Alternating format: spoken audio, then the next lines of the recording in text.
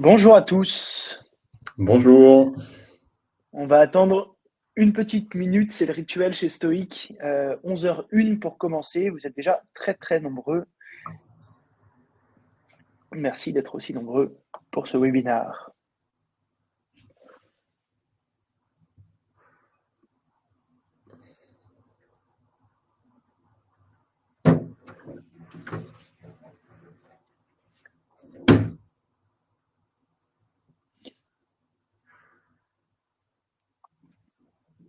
Beaucoup de non-connus dans le chat. Bonjour à tous, c'est sympa d'avoir autant de monde.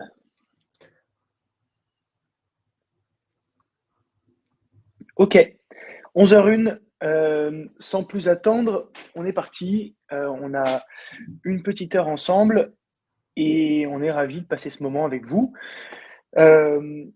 Pendant une heure, on va vous parler de pas mal de choses, tous les deux, avec Thomas. Moi, je me représente rapidement. Je suis Jules, un des cofondateurs de Stoic. C'est une entreprise que j'ai lancée il y a 4 ans et j'en suis toujours le président. Voilà, c'est une entreprise que j'ai la joie de diriger et qui connaît une expansion assez folle depuis 4 ans, grâce à vous, grâce à nos courtiers partenaires en France et dans plusieurs pays, on va y revenir. Et aujourd'hui, je suis accompagné de Thomas, qui est notre nouveau directeur général en France. Vous avez peut-être vu passer l'annonce la semaine dernière. Thomas, je te laisse te présenter. Bonjour à tous, très heureux de vous retrouver également avec Jules pour ce webinaire de bilan 2024, mais de projection aussi sur 2025. Pour le coup, pour ceux qui ne me connaissaient pas encore, j'ai eu la chance de rejoindre l'aventure en 2022 aux prémices du lancement auprès de nos intermédiaires de l'offre Stoic. J'ai eu la chance de développer notre produit et nos offres sur la région Grand Ouest et auprès du grand courtage. Et je suis très heureux depuis le début de l'année de prendre la tête des équipes françaises, essentiellement la partie souscription et la partie commerce pour ce qui est le plus visible de votre fenêtre. Ravi d'échanger avec vous aujourd'hui. Un mot sur le programme.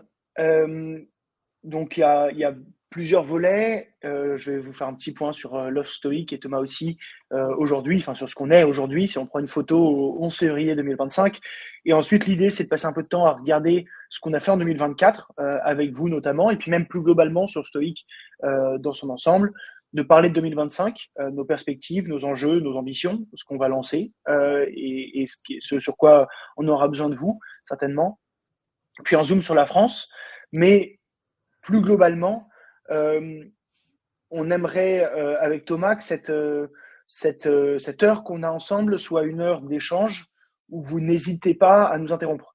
C'est rare qu'on soit tous les deux réunis avec plusieurs centaines de nos courtiers partenaires devant nous, ou même si on vous voit pas, on sait que vous êtes de l'autre côté. Donc, posez des questions que vous avez, même des questions très stratégiques sur Stoic, très financières, très ce que vous voulez, ou très opérationnelles sur notre produit. L'un plus l'autre, on est capable a priori de répondre à tout. Donc vraiment, on est à votre disposition et posez toutes vos questions, soit dans le chat directement, soit sur questions, si vous le souhaitez. Et contrairement à notre habitude, on ne les gardera pas en stock à la fin. On essaiera de les traiter le plus possible au fil de l'eau pour que ça nourrisse aussi les échanges. Donc, n'hésitez pas, malgré les 200 participants, à poser librement vos questions. Alors, sans plus tarder, un regard sur Stoic aujourd'hui. Je vais être assez rapide. Stoic, début 2025. Je pense que nous sommes le leader à l'échelle européenne de l'assurance cyber pour les PME et ETI. On l'est de manière certaine en France, avec un portefeuille pour PME ETI. Et dans PME ETI, je veux dire toutes les entreprises qui font entre 0 et 1 milliard d'euros de chiffre d'affaires. En France, on est depuis quasiment un an maintenant le plus gros portefeuille cyber sur ce segment. Mais à l'échelle européenne, on est en train de le devenir. Et donc, c'est un bel accomplissement, parce que c'est ce que j'ai raconté à mes investisseurs que j'allais devenir il y a 4 ans quand on a lancé l'entreprise. Aujourd'hui, on a plus de 5000 entreprises couvertes par notre produit d'assurance Stoic, avec un réseau de distribution de plus en plus large, plus de 1000 courtiers en assurance, et par courtier, je veux dire agence de courtage, donc entreprise, pas simplement des individus. On fait au moins un contrat avec Stoic, un contrat dans 4 pays. On va y revenir, la France, l'Allemagne, l'Autriche et l'Espagne plus récemment. et avec un peu plus de 80 collaborateurs. Je vous expliquerai comment est-ce qu'ils sont répartis un peu plus tard, en France évidemment et en Europe. Et derrière nous, on est la surface émergée de l'iceberg. Derrière nous, il y a des gens qui nous suivent depuis le début ou depuis longtemps, et c'est eux qui font évidemment notre solidité, parce que quand on n'a que 4 ans, on a besoin de s'appuyer sur des acteurs forts. On a 3 acteurs institutionnels principaux qui nous soutiennent. Euh, les 2 plus gros réassureurs du monde, d'abord, Munich Re et Swiss Re. Munich Re en tant qu'investisseur, c'est un de mes principaux investisseurs. Ils sont membres de mon conseil de direction, enfin de surveillance. Et depuis début 2022, ils sont investis aux côtés de Stoic. Swiss Re, c'est le deuxième réassureur au monde, et c'est le premier qui a décidé de nous faire confiance. Mi-2021, je me souviens très bien, l'été 2021, on cherchait nos premiers porteurs de risque avec mon associé Alexandre. Et Swiss Re, ce sont les premiers à nous avoir dit: on comprend votre approche, on croit dans le potentiel pour les PME et les ETI, on va vous suivre. Et donc, c'est notre réassureur depuis 2021. Puis Tokio Marine, qui est entre les deux, qui est les deux, qui depuis début 2023 est un porteur de risque pour Stoic, nous accompagne, a fait le choix, après des mois et des mois à voir tous les acteurs comme nous qui voulaient faire du cyber en Europe, ils ont choisi de partir avec nous, de nous faire confiance sur le segment de 0 à 1 milliard. Et plus récemment, l'année dernière, quand ils ont vu les résultats qu'on arrivait à sortir, ils ont participé à un tour de financement qu'on a réalisé.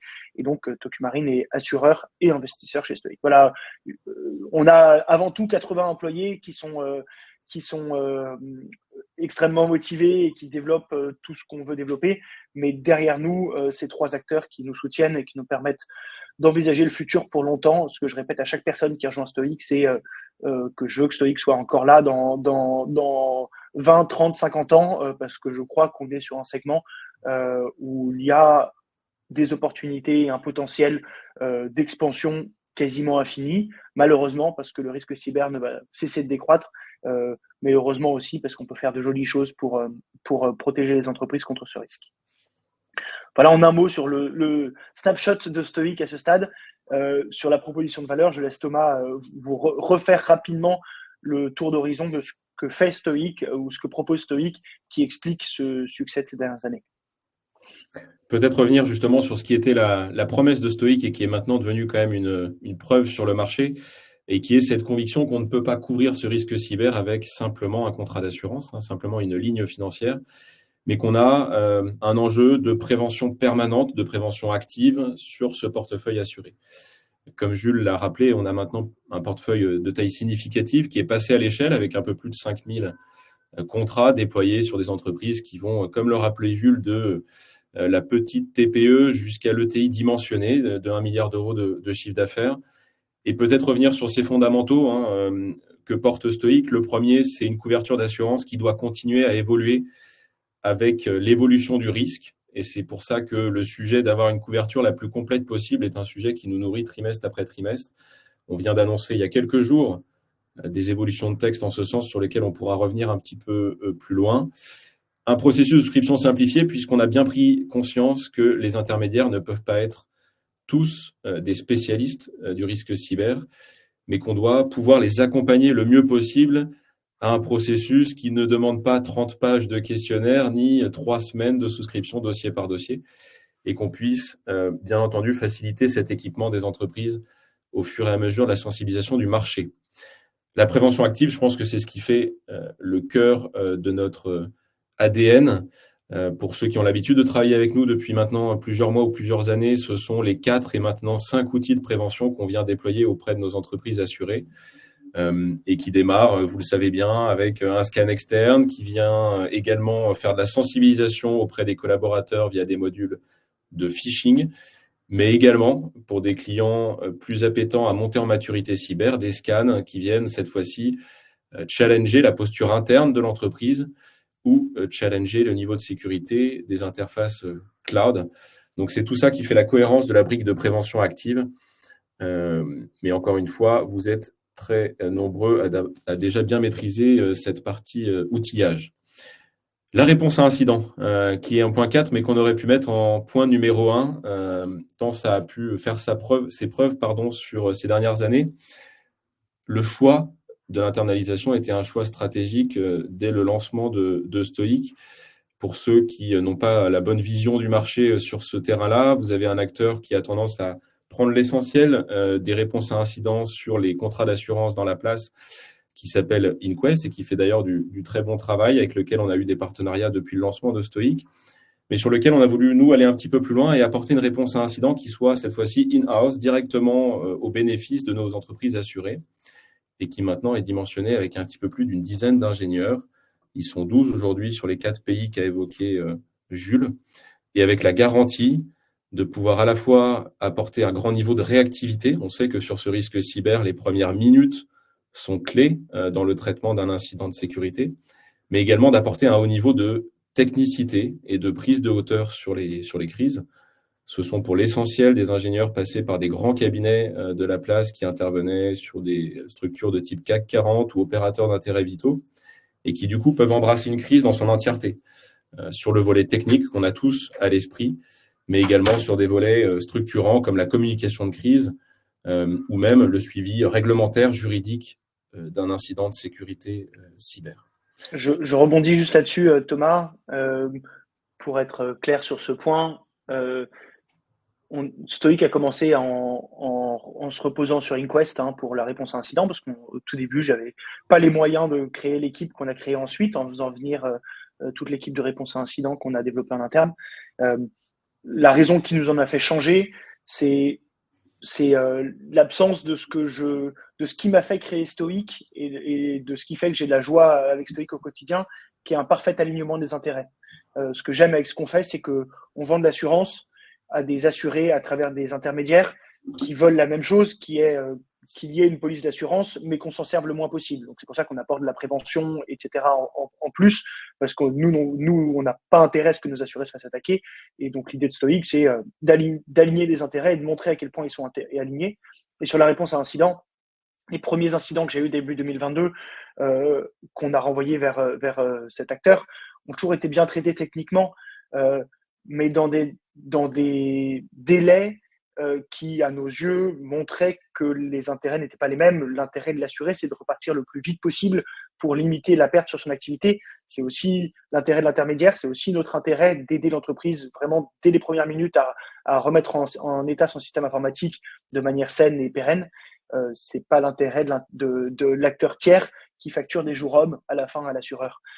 Et donc cet élément paraît trivial, mais en fait il est absolument crucial quand on le pense à l'échelle, quand on a géré des centaines de cyberattaques.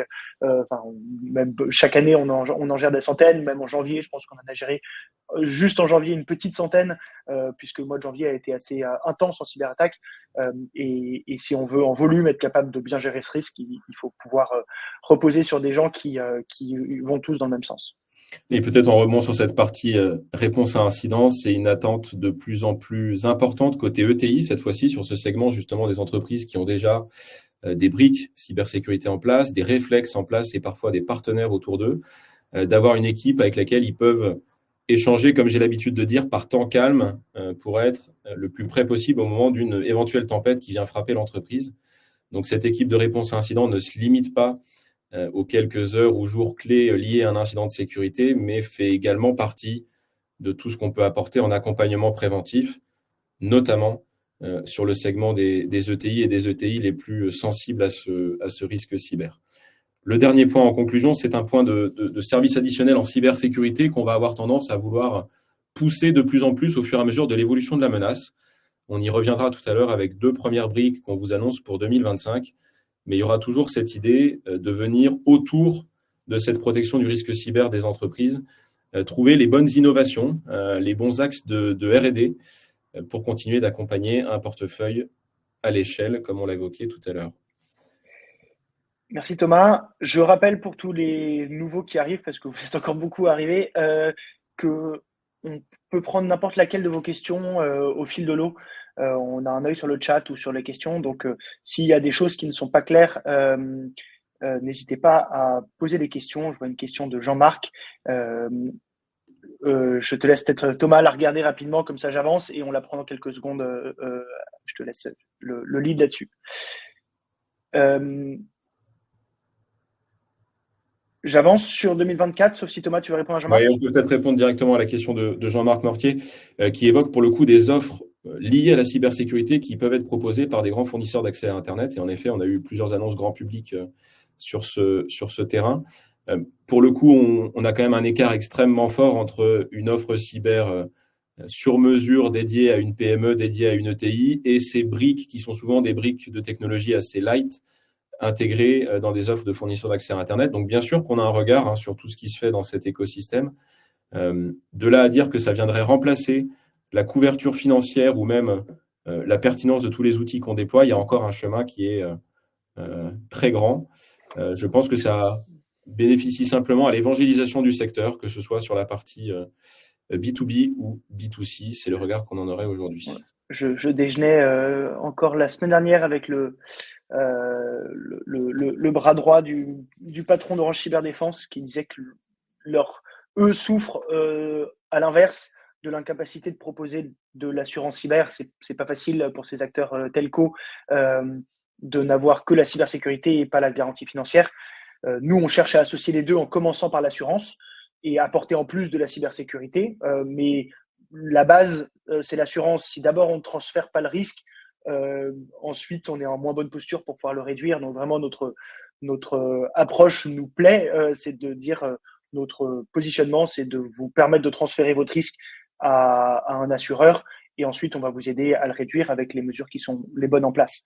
Mais juste les mesures de cybersécurité, on le sait, ne sont pas suffisantes et ils cherchent tous des solutions, mais c'est pas facile pour un acteur telco d'avoir une solution d'assurance. 2024, je vais aller assez vite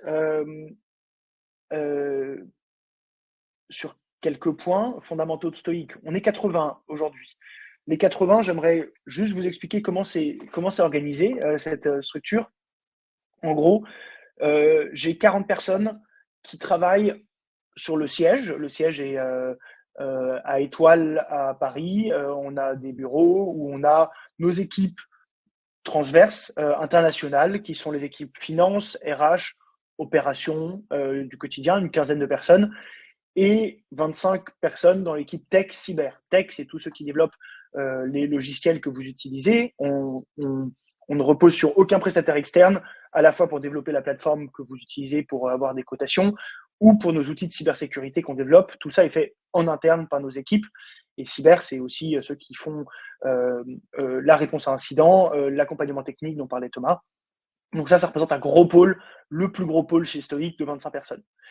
Et ensuite, j'ai des marchés, 3 marchés principaux aujourd'hui. Le marché français, qui est dirigé par Thomas, le marché allemand et autrichien, peut-être qu'un jour on y rajoutera la Suisse, mais pas tout de suite, qui est dirigé par Franziska, allemande, qui d'origine, et le marché espagnol, qui est dirigé par Juan, qui est espagnol, basé à Madrid. Voilà comment on est structuré chez Stoic et voilà comment est-ce qu'on se pense, c'est-à-dire une équipe cœur transverse au service de nos marchés et un marché français qui est le plus gros, qui est en train de se faire rattraper par le marché allemand qui grandit très vite, mais on a quand même une grosse marge d'avance encore. La France reste d'assez loin notre premier marché, mais l'Allemagne et l'Autriche sont des marchés très très dynamiques aussi. Et un marché espagnol qui est encore plus petit, je pense en potentiel, qui ne rattrapera jamais ce qu'on est capable de faire sur le marché français, mais qui a un beau potentiel aussi. On a une belle équipe sur place. Et on va rajouter des marchés au fur et à mesure, évidemment, comme on en parlera plus tard. Voilà, j'espère que c'est clair sur l'organisation, ça vous donne une idée de comment l'effectif est partagé. Dans les 4 personnes que vous voyez en haut, il y a mon associé en charge des risques ici, Alexandre, qui dirige l'équipe de souscription et cyber. Nicolas, qui est notre CTO, notre chef de l'équipe de développeurs, et Philippe Mangematin, que vous connaissez peut-être, qui est en charge des relations assurance, qui vient du monde de l'assurance, qui a travaillé chez Swiss Re pendant des années, qui a créé une entreprise qui s'appelle Sena, que vous connaissez peut-être, et qui nous accompagne aussi là-dessus. Voilà rapidement, vous avez le comité de direction de Stoic, et évidemment, en plus, nos actionnaires majoritaires font partie du conseil de surveillance. Ces 80 personnes ont créé un portefeuille rentable et en croissance, c'est le principal enseignement de 2024. C'est qu'on continue de se développer solide sur nos fondations. Plus de 5000 assurés, je vous l'ai déjà dit, 25 millions de primes, c'était l'objectif que j'avais affiché l'année dernière. J'aime bien tenir mes engagements. On aime bien tenir nos engagements en général avec Stoic. Donc, quand on met un chiffre sur une slide et qu'on le présente à quasiment 300 courtiers, ils sont assez engageants. Et je l'avais dit devant vous, je pense, il y a un an, que je voulais faire 25 millions de primes à peu près. C'est là où on atterrit avec 5000 assurés, donc une prime moyenne de 5000 euros. C'est à peu près là où on se situe, qui évolue beaucoup selon la taille de l'entreprise. On a des primes de quelques centaines d'euros pour des TPE dont parlait Thomas et des beaucoup plus élevés. Plus de 1000 courtiers partenaires et un ratio sinistre sur prime réserve incluse qui reste inférieur à 20%. Alors, c'est des très bons résultats. C'est au-dessus de notre objectif. Notre objectif, c'est d'avoir un ratio combiné qui est, ou de tenir un ratio qui est inférieur à 50%, qui serait les standards qui permettraient d'avoir un ratio combiné qui est décent pour tout le monde. On sait qu'en cyber, quelques gros sinistres peuvent faire grimper ce ratio très vite. On est sur un risque de sévérité essentiellement, même s'il y a de la fréquence. Aujourd'hui, on est capable d'absorber quelques gros sinistres. On déploie 10 millions de LOI, donc on est capable d'en absorber avec notre portefeuille actuel, mais on n'a pas l'impression que ce ratio veut dire qu'on est trop cher par rapport au reste du marché. Mais avec la base qu'on a, ça nous donne une assise suffisante pour pouvoir ajuster nos positionnements tarifaires, comme en parlera Thomas plus tard. En tout cas, les résultats montrent année après année de la constance et de la croissance, ce qui est positif pour nous et pour notre développement et pour tout ce qu'on sera capable de vous offrir par la suite. N'hésitez pas, évidemment, s'il y a des questions. Sinon, j'avance. L'Europe, j'en dis un mot, on parle de la France surtout avec vous, c'est le marché qu'on développe avec vous aujourd'hui. Mais la France reste notre premier marché depuis début 2022. Plus de 800 courtiers avec au moins un contrat, des ratios techniques qui sont stables, le premier portefeuille cyber sur le segment small middle d'assez loin. Je pense que le deuxième acteur en taille doit faire 11-12 millions de primes. Ça doit être peut-être AIG ou égalité avec Chubb et Beasley, et on est aujourd'hui largement au-dessus. Alors, je présume pas des portefeuilles de mes concurrents, mais on a pris un vrai leadership en France et c'est bien, et ça n'a vocation qu'à se consolider. Mais ça nous suffit pas d'être exposé qu'à un seul marché. On s'est lancé en Allemagne début 2023 et les débuts en Allemagne ont été tonitruants. Plus de 1000 contrats en un an et plus de 5 millions d'euros de primes. Et une assise très forte dans l'écosystème allemand en seulement 12-15 mois. Donc, c'est très positif et ça nous a permis de continuer de nous étendre avec plus récemment l'Autriche et l'Espagne, deux lancements très réussis en octobre en Autriche et en janvier en Espagne, même si ça faisait déjà quelques mois qu'on y était, avec des bons échos et toujours la même philosophie. Dans chacun de ces marchés où on va, on veut avoir une réponse à incident internalisée et donc avoir nos propres équipes pour gérer les sinistres. Et on veut avoir une approche très locale de distribution avec des profils locaux qui connaissent, qui ont un réseau de distribution local et qui nous permettent de créer un réseau comme on l'a avec vous en France. Je vois qu'il y a deux questions dans le chat. À combien s'élevait le ratio S sur P en 2023 ? Le même à 1 ou 2 points près, donc compris entre 10 et 20% pour vous donner une fourchette. Il y a toujours des réserves sur 2024, mais ça ne va pas excéder. En gros, on a fait un peu plus de 15 en 2023, un peu moins de 15 en 2024. Le sinistre le plus important qu'on a eu à régler, c'est un peu moins d'1 million d'euros, si je ne dis pas de bêtises. On a des gros sinistres, on a eu des gros ransomware sur des assurés qu'on a, je pense, toujours bien géré, mais parfois il y a de la perte d'exploitation. Thomas, je ne sais pas si tu veux en parler. Mais, oui, réinsister là-dessus pour donner des grands ratios de marché aussi. Aujourd'hui, on a 80% de ce qui va être indemnisé qui touche à de l'arrêt d'activité. Et c'est vraiment la bascule de ce risque cyber, qui est un risque de ligne financière qui paraissait il y a encore quelques années un petit peu anecdotique et qui devient aujourd'hui un enjeu de pérennité de vos entreprises assurées. Donc, on sait que c'est ce bloc d'arrêt d'activité sous l'angle soit des frais supplémentaires, soit de la perte d'exploitation qui est celui qui va être le plus impactant en termes de S sur P. Et ça refait le lien avec ce qu'évoquait Jules sur l'alignement des intérêts en réponse à un incident. L'objectivation numéro 1, le meilleur SLA qui puisse être servi à un assuré, c'est que si la réponse à un incident n'est pas traitée dans les premières heures ou dans les premiers jours, l'indemnisation des pertes d'exploitation va immédiatement démarrer. Donc voilà ce qu'on peut dire sur les sinistres les plus importants. Ils tiennent forcément aujourd'hui à de l'arrêt d'activité et au volet perte d'exploitation. J'enchaîne après un mot sur l'Europe pour vous dire qu'en 2024, on a aussi élargi nos capacités. On assurait les entreprises jusqu'à 500 millions de chiffre d'affaires début 2024 et désormais jusqu'à 1 milliard de chiffre d'affaires avec un plafond de garantie qui est passé de 5 millions à 10 millions. C'est aussi parce que désormais, on a le portefeuille pour le supporter. J'aurais pas proposé 10 millions de garantie avec un book de 10 millions. On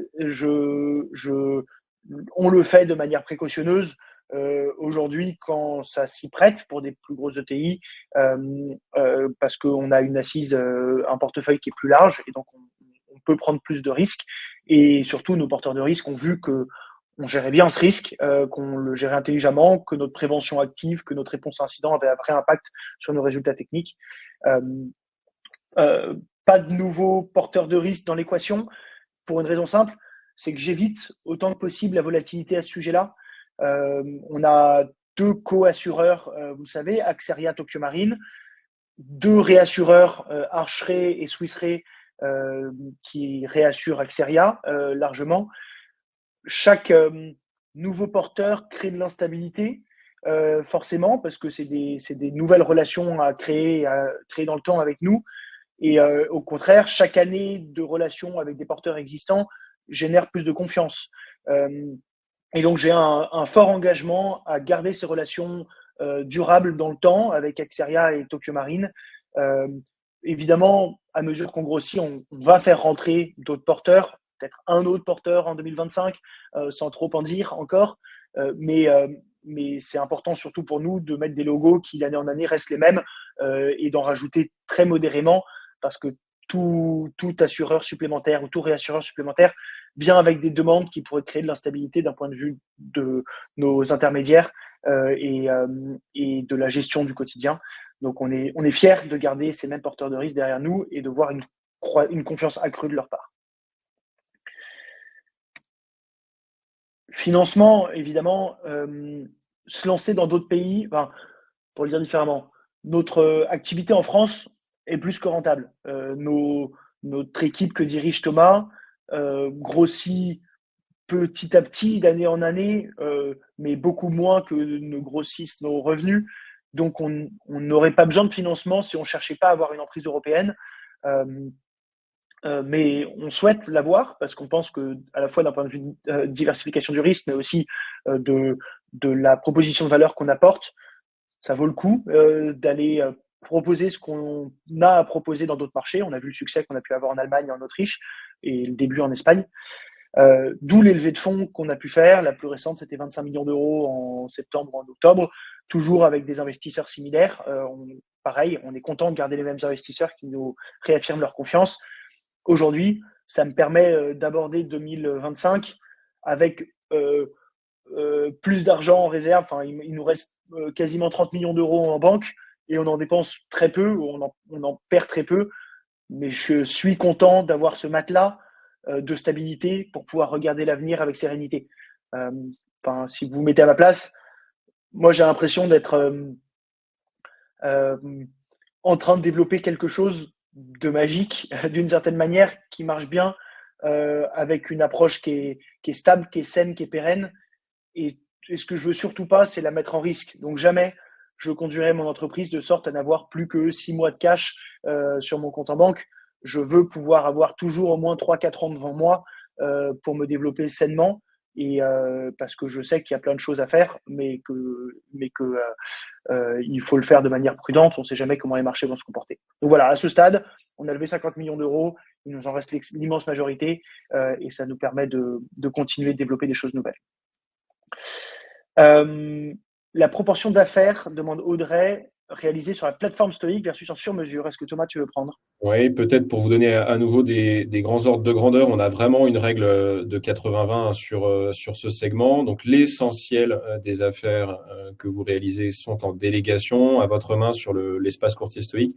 On l'évoquera, on a encore déplafonné cette délégation la semaine dernière. Je vous en reparlerai en deuxième partie d'échange. Et pour le coup, il y a quand même des volumes significatifs en sur-mesure. On a eu l'an dernier un petit peu plus de 200 dossiers qui ont été souscrits en sur-mesure pour un petit peu plus de 1500 études initiées, ce qui montre que les cycles de vente sont longs sur ce segment. Vous le savez, hein, les ETI demandent de l'accompagnement, demandent du temps pour aboutir, mais qu'on a un potentiel qui est extrêmement fort sur ce segment ETI à vos côtés. J'avance petit à petit, on va arriver sur 2025. Donc voilà, l'état des lieux 2024, je pense que vous l'avez et il n'y a pas vraiment d'ombre au tableau à noter. Je ne sais pas si ce webinaire serait le meilleur moment pour le noter s'il y en avait, mais dans les faits, il n'y en a pas parce que le développement est bon et nous permet de commencer 2025 en se disant comment est-ce qu'on poursuit notre vision. En fait, ce que j'ai raconté à mes investisseurs il y a 4 ans, aujourd'hui, ce que je vous disais en introduction, on l'accomplit mois après mois et on n'a pas tellement détourné, changé de vision ou changé de cap. On continue d'avancer. Et la question, c'est comment est-ce qu'on va plus loin en 2025? Géraldine, bonne question.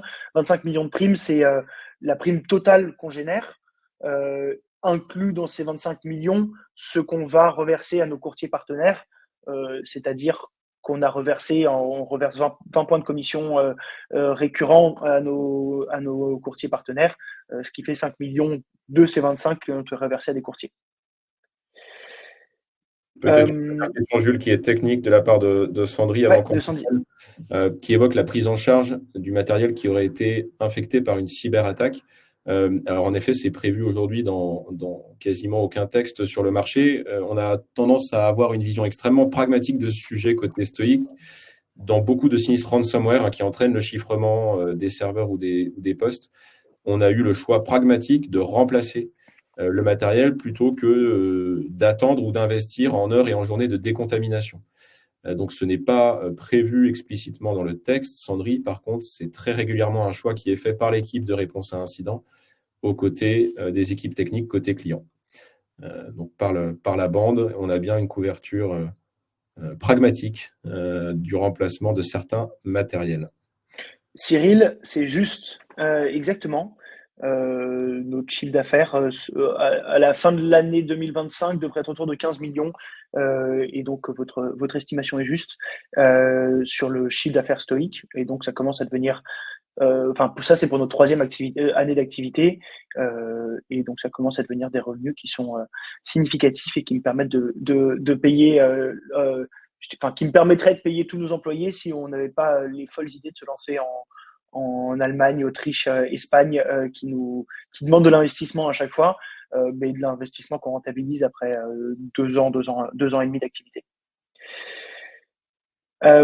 Thomas, un point, la question de Jean-Marc sur l'IA, tu veux la prendre ou tu veux que j'en dise un mot ou on en parle plus tard? Peut-être commencer à défricher ce sujet qui est un sujet d'actualité en ce moment. Pour le coup, l'IA est également suivie de près par notre équipe de réponse à incidents. Je pense à Vincent Nguyen qui dirige les équipes cyber chez nous, qui est dans de nombreux groupes de travail sur les impacts de l'IA en cybersécurité, mais aussi en cyberdéfense, sur la manière dont on peut s'en servir pour continuer de mieux protéger nos assurés. On a une vision assez distante du sujet puisqu'on a beaucoup d'outils qui fonctionnent aujourd'hui chez Stoic qu'on n'appelle pas intelligence artificielle, mais qui sont basés sur des volumes importants de data qu'on retire des sinistres qu'on gère. Ça, on ne l'a pas évoqué, Jules, mais c'est aussi un des arguments de l'internalisation, c'est d'apprendre beaucoup de choses sur les modes opératoires des attaquants et la manière dont on peut ensuite s'en servir pour faire de la prévention sur les autres. Peut-être un exemple récent à ce sujet, on a eu début janvier une vulnérabilité dite 0 day, c'est-à-dire une vulnérabilité découverte de façon extrêmement récente et qui pouvait être exploitée sur des accès à distance, des accès VPN notamment. La détection sur l'une des attaques qu'on a eu à gérer nous a permis ensuite de notifier plusieurs dizaines d'entreprises assurées, essentiellement sur le segment ETI que j'évoquais tout à l'heure, pour leur proposer déjà un premier correctif de sécurité et se mettre à l'abri de cette vulnérabilité qui venait d'être découverte. Donc ce modèle d'acquisition de données, de traitement de ces données et d'utilisation à des fins cyber, on l'a déjà bien intégré chez Stoic. Après, savoir si on y met immédiatement le tampon IA, c'est un autre sujet, mais on a vraiment ce travail de data qui est clé depuis la création de l'entreprise. Mais c'est évidemment des sujets sur lesquels on travaille beaucoup, notamment en lien avec la fraude, la cyberfraude. Et chez nous, Stoic, l'IA commence à être partout dans ce qu'on fait en interne. Ça vous regarde moins sur la gestion des risques, mais évidemment qu'on est une entreprise de notre temps et très technologique. Je peux vous dire que les 25 personnes de l'équipe Tech Cyber ne perdent pas leur temps à tout faire manuellement et qu'on n'adopte que le virage. Mais d'un point de vue de la gestion du risque, on vous reviendra, je pense, en courant d'année parce qu'on travaille sur certaines choses qui devraient utiliser de l'IA comme moyen de défense ou de simulation d'attaque pour nous assurer. 2025, j'avance.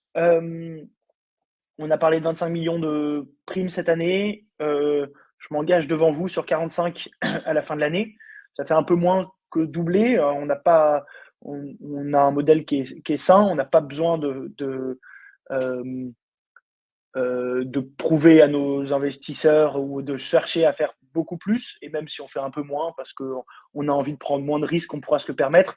Mais je pense qu'on devrait atterrir et finir l'année avec 9 000 assurés, 45 millions de primes, toujours une prime moyenne autour de 5 000 euros par assuré et des ratios sinistres sur prime dont l'objectif n'est pas de les réduire, l'objectif évidemment est de les contenir autant que possible, mais on estime que si on termine avec un ratio inférieur à 40%, on sera encore toujours largement profitable. Évidemment, ces 45 millions vont être partagés entre nos différents marchés. La France restera à la fin de l'année d'assez loin le marché principal sur lequel ce business sera effectué. C'est notre premier point, donc notre préoccupation. On a beau raconter plein de nouvelles choses, développer notre portefeuille cyber, PME, ETI en France et en Europe, c'est ce sur quoi on passe le plus de notre temps. Même s'il y a des nouvelles expansions, des nouveaux pays, des nouveaux produits, des outils cyber, gardons ce cap. C'est notre métier, c'est ce sur quoi on est le plus aguerri. Et tout ce qu'on fait en plus n'a que pour vocation de compléter ce qu'on a déjà créé avec ce portefeuille cyber.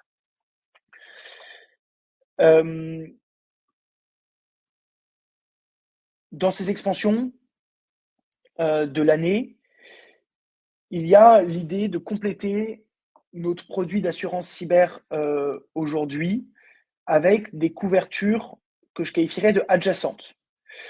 Stoic ne deviendra jamais, je en prends l'engagement devant vous, un acteur multiligne de manière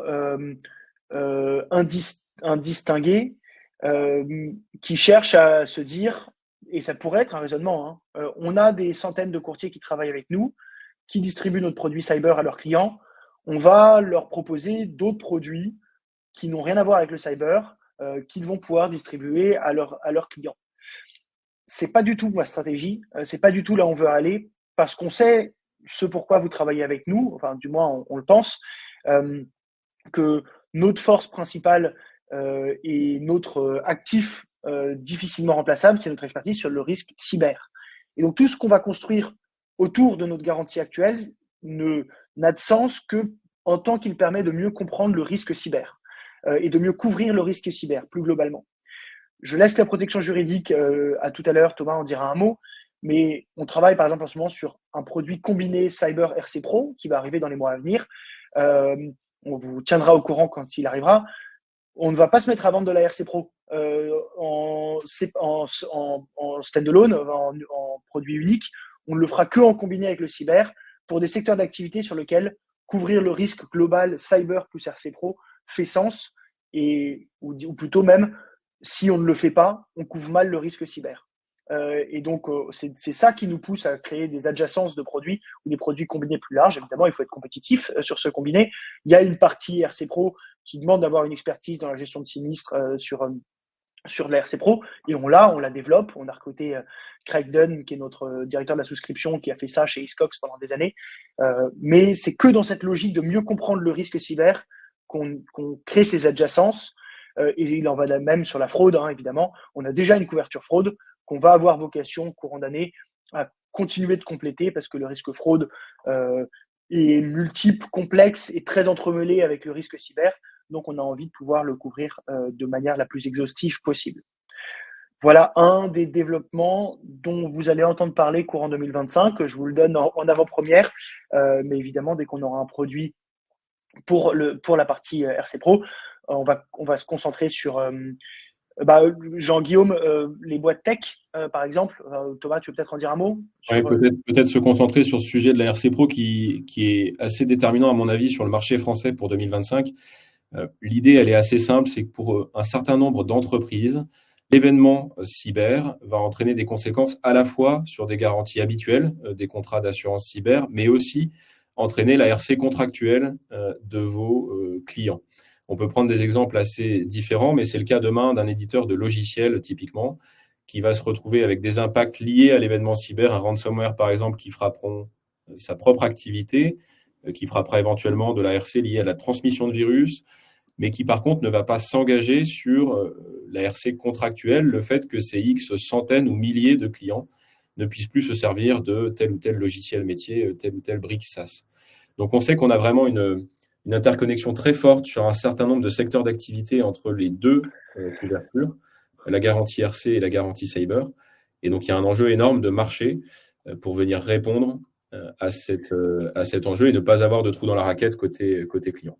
Et comme le dit Cyril, pour remplacer une RC Pro existante, pour ces entreprises-là, il faut que la garantie, on ait la pleine couverture et on vous proposera ça ou rien.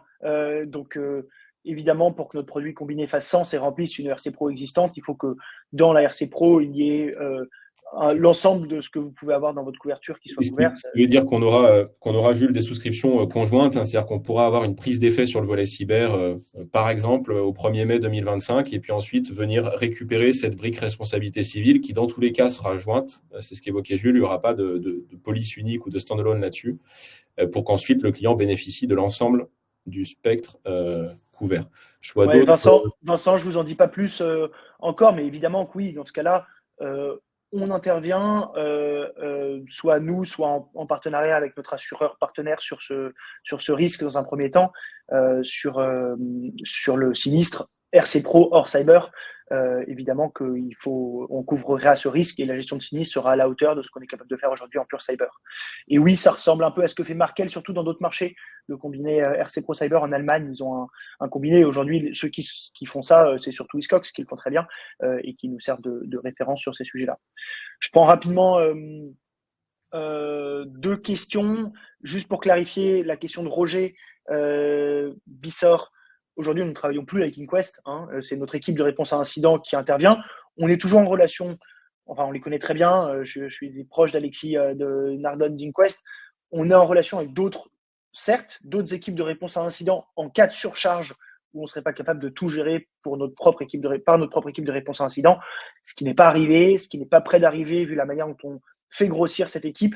Mais on fait partie de l'InterCERT et Vincent, notre directeur du CERT, est un des membres coordinateurs. Donc, on connaît toutes les autres équipes de réponse à incident si besoin, un besoin qui n'a pas eu lieu pour le moment. Et Alexis dit qu'il y a beaucoup d'acteurs qui ont un discours similaire au nôtre, en citant Datac ou AXA, et qui communiquent en disant donnant l'impression que c'est la même chose. C'est pas étonnant, parce que l'approche fondamentale d'alignement des intérêts dont je parlais, elle fait sens. Et donc AXA a fait un mouvement dans ce sens-là, d'attaque aussi, en se lançant en même temps avec à peu près la même idée.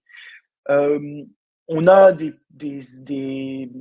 documents de comparaison qu'on peut vous fournir si vous voulez, hein, évidemment, pour aller dans le détail.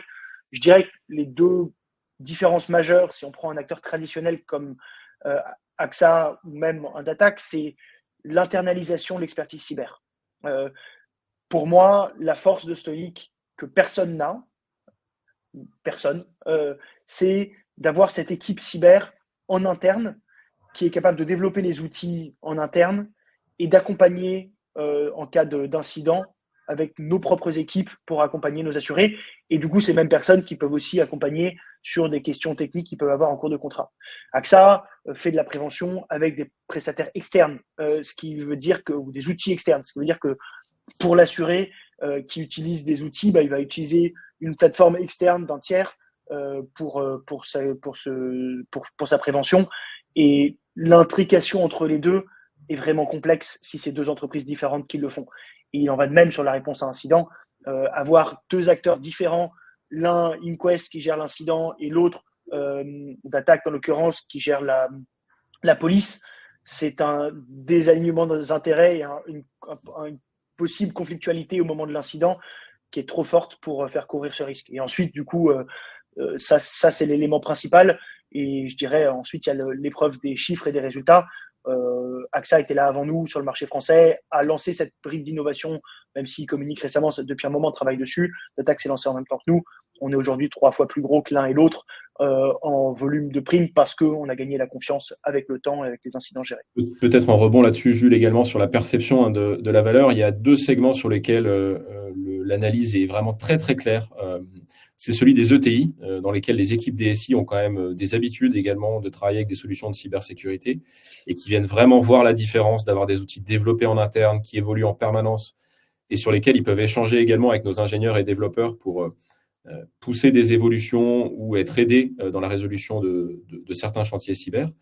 Le deuxième sujet, ce sont les prestataires informatiques qui concernent peut-être un peu plus le segment des PME cette fois-ci et donc le grand volume des entreprises en France. Idem, les prestats sont souvent ceux qui se servent le plus de nos plateformes puisque ce sont eux qui vont traiter les vulnérabilités remontées ou gérer les chantiers cyber. Et je crois que les retours qu'ils nous font sont assez clairs là-dessus. L'offre à 360 degrés avec des outils 100% développés en interne se distingue très, très nettement de ce qui peut exister sur le marché. On va accélérer. Votre question, Pierre-Charles, Thomas la prend dans quelques minutes quand on arrive sur la France.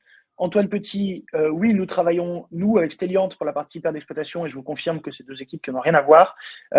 Et enfin, dans les questions, il y avait quelqu'un qui demandait, c'est vous, David, sur l'accompagnement sur les campagnes de communication. Je vous invite à en parler à votre animateur régional en charge. Vous verrez dans quelques minutes qui c'est. Rapidement sur les nouvelles approches et puis ensuite je vais finir, mais j'en dis un mot. On lance des outils cyber additionnels à disposition de nos assurés. Je ne vais pas parler trop de temps sur les EDR managés. On ne le fait que dans une logique toujours d'alignement des intérêts, de proposer des outils qui vont nous permettre de mieux maîtriser le risque, donc de proposer un impact sur la prime pour l'assuré qui a une posture de risque qui est meilleure.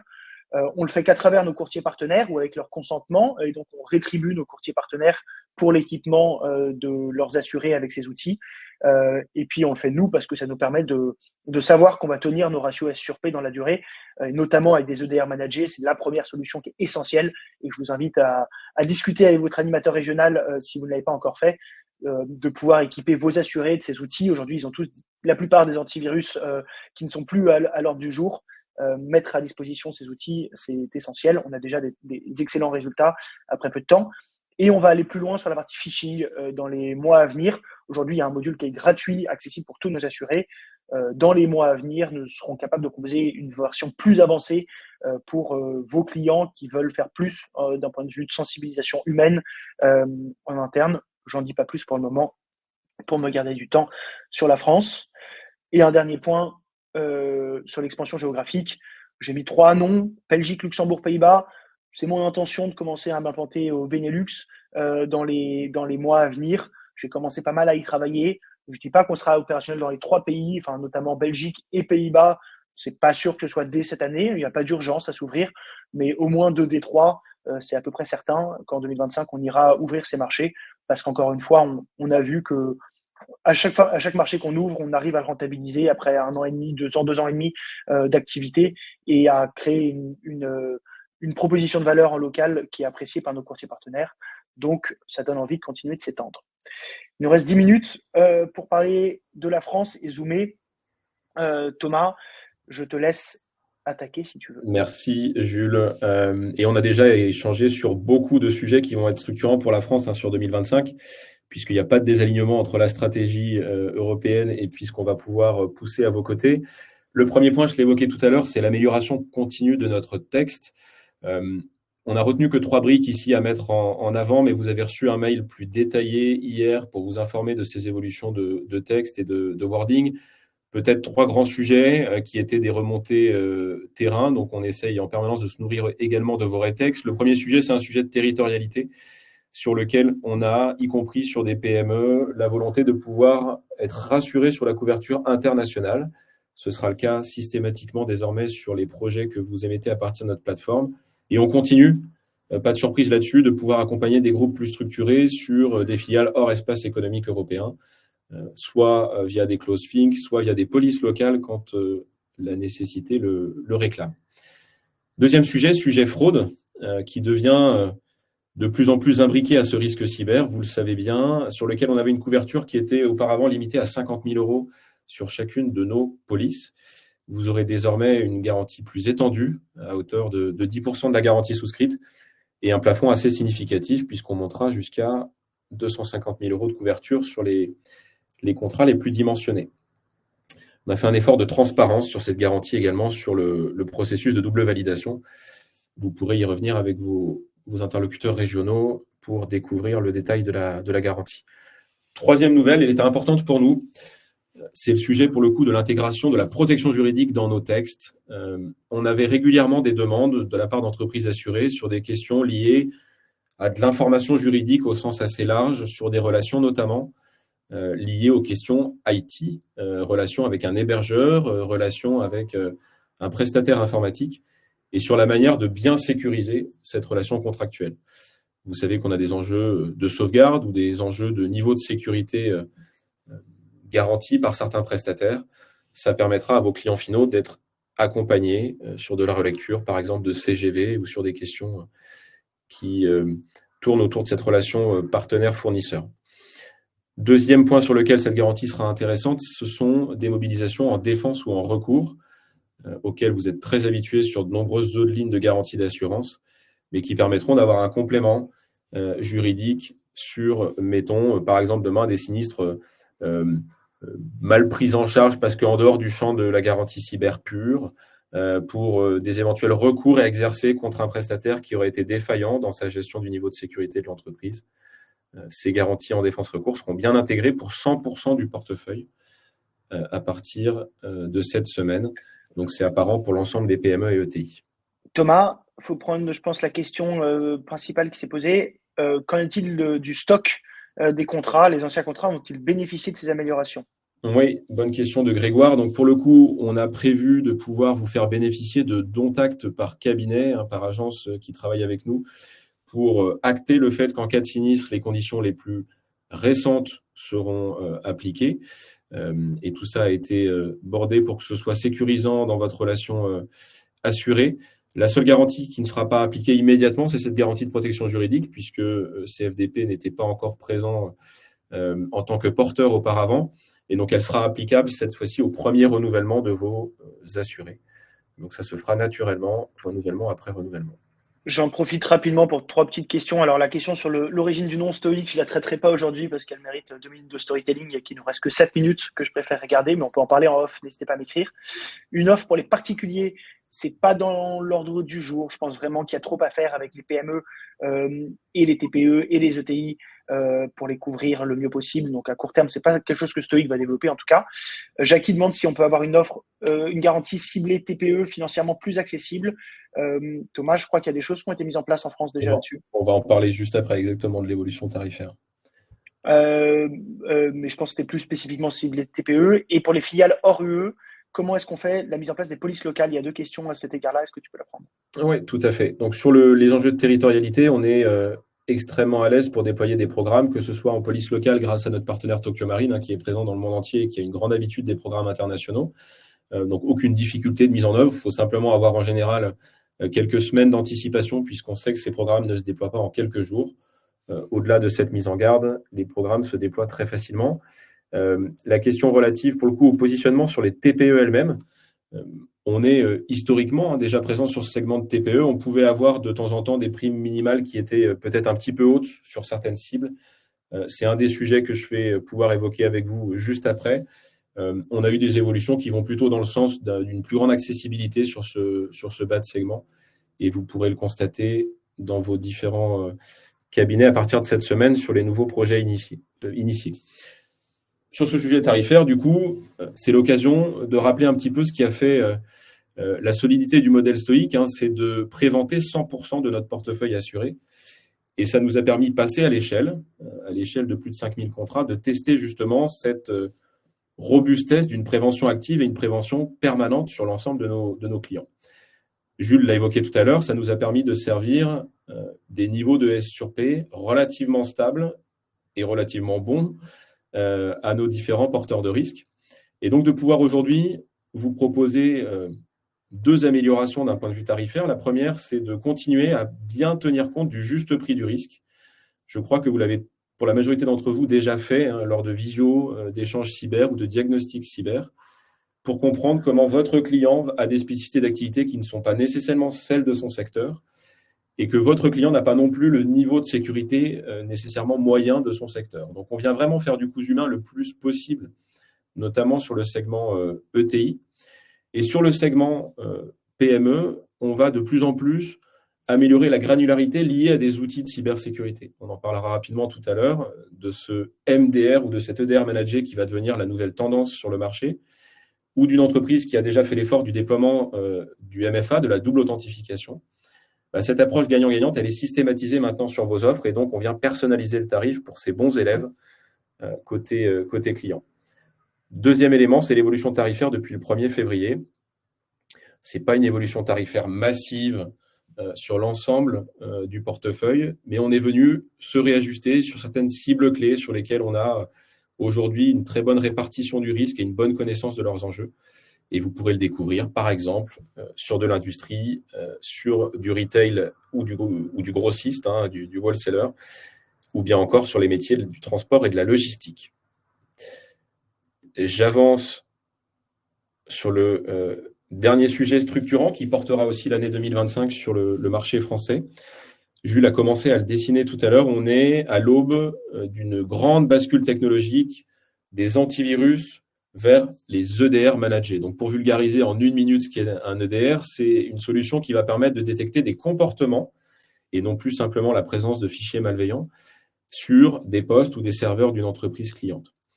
Ça permet du coup d'avoir une approche bien plus dynamique du risque et de pouvoir détecter des prémices d'attaque de façon extrêmement précoce. Cette bascule, elle est en train de se faire de façon extrêmement massive sur le segment des ETI. Beaucoup auront terminé ce chantier-là en 2025. Et on s'attend à un grand effet de ruissellement sur le segment des PME cette fois-ci, avec une bascule évidente de vos assurés vers l'EDR. Qu'est-ce que Stoic vient faire là-dedans ? C'est une évidence dans l'alignement des intérêts qu'évoquait Jules tout à l'heure. On vient rajouter cette brique en plus des outils de prévention pour être garant non seulement de la détection précoce, je vous l'ai expliqué, mais du coup d'un traitement extrêmement efficace de ces premières alertes, de ces premiers soubresauts. Donc le lien est direct entre cet EDR et notre équipe de réponse à incident. C'est toute la notion de management. Ces briques de sécurité vont être directement gérées par notre équipe, certes en 24/7, et derrière garantir le client si des conséquences financières subsistent du fait de ce sinistre ou de ce début de sinistre. Vos interlocuteurs à nouveau en région vous en reparleront vraiment en détail, mais ce sera un sujet assez évident pour 2025. Et Alexis, si vous n'arrivez pas à voir l'impact sur la prime, je vous invite à vous rapprocher de votre interlocuteur parce que normalement, en effet, il y a un impact direct sur la prime en cas de souscription. Il est naturel. Manager. Et ça fait la bonne transition. Dernier mot. Ouais. Exactement.